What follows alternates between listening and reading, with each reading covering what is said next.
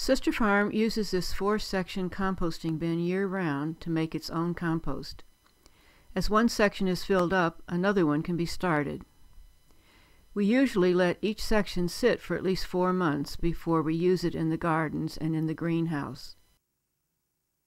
Victor Fernandez, the farm manager, is about to put a new bin together. Let's watch.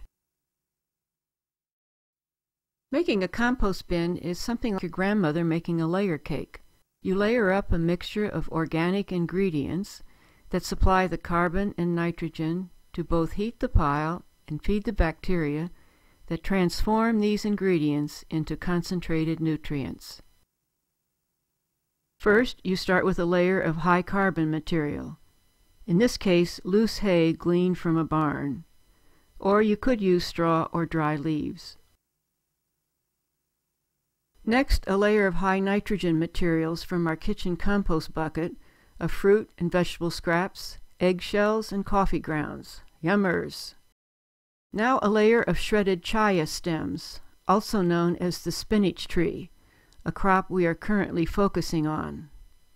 Because it was recently shredded in our chipper mower just after being pulled from the soil, it contains a lot of moisture, another key ingredient in a compost bin. Then a bucket of horse manure and other farm treasures. This is from a large horse stable in Burney and is considered brown gold by Sisterfarm gardeners. Again, water it in. Now we add a layer of shredded mulch from the county mulch site where landscape companies and large homeowners bring tree and shrub cuttings. This is usually a very dry, high carbon layer, so it needs to be well watered.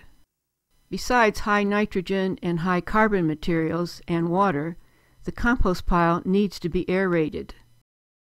At Sisterfarm, our compost bin design uses slats with space in between to allow air to pass through. You can also do this by punching holes in the final pile.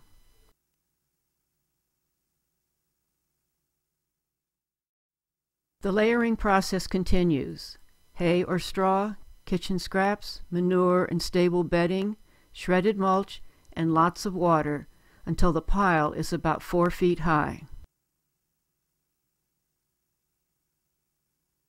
Now you wait, and nature takes over.